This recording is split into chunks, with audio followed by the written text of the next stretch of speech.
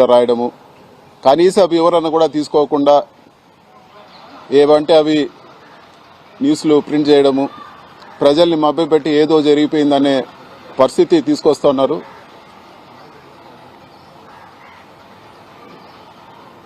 Mangalampeta village పరిధిలో పుంగనూరు కాన్స్టిట్యున్సీలో 2000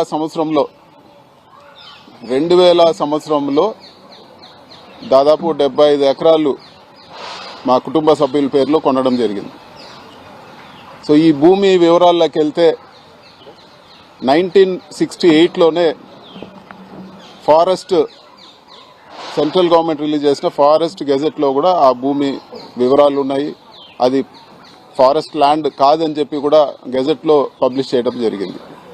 అదేవిధంగా ఆ ల్యాండ్ ఓనర్స్కి వాళ్ళకి మళ్ళీ 1981లో revenue department director of land settlements దగ్గర వాళ్ళకే భూమి కేటాయిస్తూ ఇవ్వడం జరిగింది. ఈ 2 ఆర్డర్లు కూడా నేను మీడియా మిత్రులకి ఈ ప్రెస్ మీట్ అవగానే మీడియా మిత్రులతో కూడా నేను షేర్ చేసుకుంటాను. ఇంత క్లియర్గా ఉండే ల్యాండ్లో ఈరోజు కేవలం లేనిపోని ఆరోపణలు చేసి ఏదో జరిగిపోయిందనే భ్రమ పెడతా ఉన్నారు. అసలు ల్యాండ్ స్కామ్ అని మాట్లాడుతూ ఉన్నారు. మీకు ఒక విషయం చెప్పాలా, ఇక్కడ ప్రభుత్వం రిజిస్టర్ చేసే వాల్యూ, 1 ఎకరాకి ప్రభుత్వం రిజిస్టర్ చేసే వాల్యూ, ఒక మారుమూల ప్రాంతంలో మేము అక్కడ మామిడి చెట్లు పెట్టి ఆవులు, దేశీయ ఆవులు అంటే మా ఊర్లో ఉండే ఆవులన్నీ కూడా తక్కువ పాలు ఇస్తాయి కాబట్టి అందరూ కూడా అవి బీఫ్ స్టాల్స్కి వాటికి అమ్ముతాం, అంటే అమ్మకుండా పెట్టుకోవాలని చెప్పి 100 ఆవులు అక్కడ మేము పెట్టుకోవడం జరిగింది. మామిడి చెట్లు ఒక రైతులుగా మేము పెట్టుకోవడం జరిగింది. ఈరోజు ప్రభుత్వ రిజిస్ట్రేషన్ వాల్యూ మీకు ఒకసారి చెప్తాను.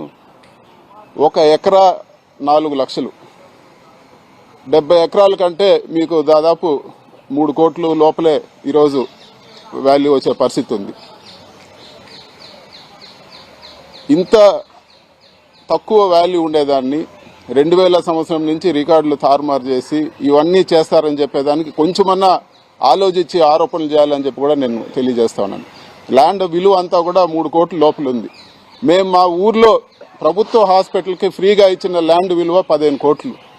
రేపు పెట్టిన 2 ఆక్సిజన్ ప్లాంట్లు దాదాపు 2 కోట్ల పైన ఖర్చు పెట్టి ఆక్సిజన్ ప్లాంట్లు ఇచ్చింది. అంతెందుకు మా రాజంపేట పార్లమెంట్లో హౌసింగ్కి ల్యాండ్ కోర్టులో ఉందని చెప్పి నేనే ₹1 కోటి పెట్టి హౌసింగ్ కూడా కలికిరి మండలంలో నేను కొనియడం జరిగింది.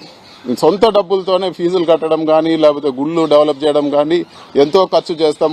3-4 కోట్లకు ఏదో జరిగిందని చెప్పి ఒక మెయిన్ పేపర్ అంతా రాసి దానిపైన ఒక పెద్ద చర్చ పెట్టి దానికి ఒక కమిటీ పెట్టి క్లియర్గా డిపార్ట్మెంట్లోనే వాళ్ళ దగ్గర revenue department director of land సెటిల్మెంట్స్లో ఆ భూమి గురించి ఉంది. అదేవిధంగా ఫారెస్ట్ డిపార్ట్మెంటు 1968లో ఇచ్చిన గజెట్ ఆర్డర్ కాపీ కూడా ఫారెస్ట్ డిపార్ట్మెంట్ ఇస్తే తీసుకోవడం జరిగింది. దాంట్లో కూడా అది ప్రైవేట్ ల్యాండ్ అని ఉంది. కేవలం ఇది ఒక దుష్ప్రచారం చేసి బురద కొట్టే ప్రయత్నం చేసే కార్యక్రమం మాత్రమే అని చెప్పి కూడా ఈరోజు నేను తెలియజేస్తా ఉన్నాను. కొంచెమన్నా ఆలోచన లేదు చంద్రబాబు నాయుడు గారికి. కారణం పూర్తి ద్వేషంతో ఉన్నారు. ఏదో ఒక విధంగా కక్ష సాధింపు చేయాలా, పెద్దిరెడ్డి గారిని ఏదో ఒక విధంగా ఆయన ఇబ్బంది పెట్టాలా, లేకపోతే మమ్మల్ని ఇబ్బంది పెట్టాలా అని చెప్పి ఆయన పూర్తి కక్షతో నిండున్నారు. కాబట్టి ఎవరు ఏం చెప్పినా కూడా ఆలోచించే పరిస్థితి కూడా లేదు. ఎంక్వైరీ అంటారు.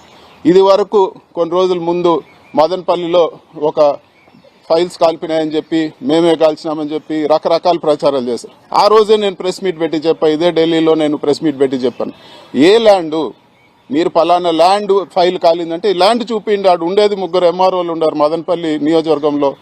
ఆ 3 ఎంఆర్ఓ ఆఫీస్లో ఫైల్స్ ఉంటాయి, పైన కలెక్టర్ ఆఫీస్లో ఫైల్స్ ఉంటాయి. ఆ ఫైల్స్ ఏదో చెప్పంటే ఇప్పుడు వరకు చెప్పరు. మదనపల్లి ల్యాండ్ ఫైల్స్ మదనపల్లి అంటారు కానీ అది మాత్రం చెప్పరు.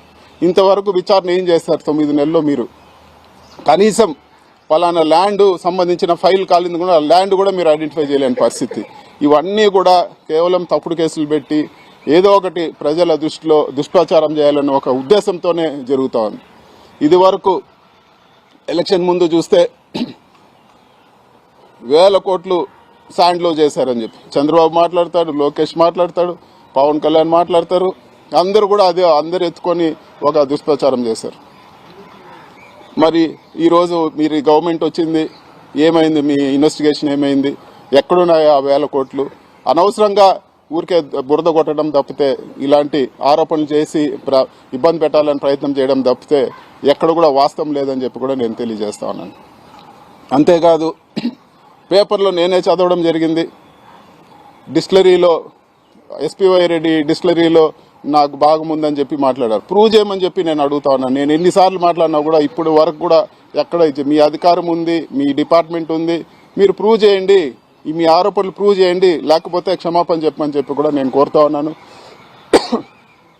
క్లియర్గా మీ దగ్గర రికార్డ్స్ పెట్టుకొని నిన్న ఎత్తిన డ్రామాలో 75 ఎకరాలు ఫారెస్ట్ ల్యాండ్, ఇది పట్టా ల్యాండ్ కాదని చెప్పి కూడా మీరు చెప్పడం జరిగింది.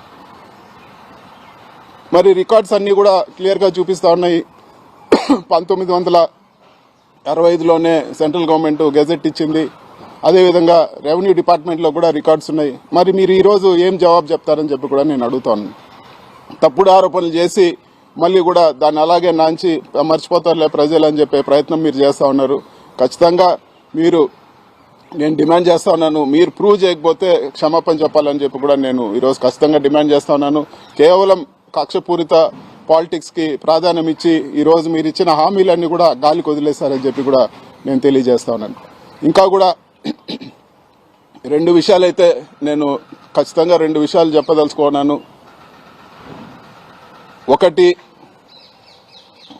మీరు ఎన్ని ఇబ్బందులు పెట్టినా, మీరు ఎన్ని కేసులు పెట్టినా, మీరు ఎన్ని తప్పుడు ప్రచారాలు చేసినా మేము ఎదుర్కొనేదానికి సిద్ధంగా ఉన్నాము. భయపడే ప్రసక్తే లేదు, ఖచ్చితంగా భయపడే ప్రసక్తే లేదు. మీరు ఎన్ని ఇబ్బందులు పెడితే అంత రెట్టింపు ధైర్యంతో ఖచ్చితంగా ఫైట్ బ్యాక్ చేస్తాము.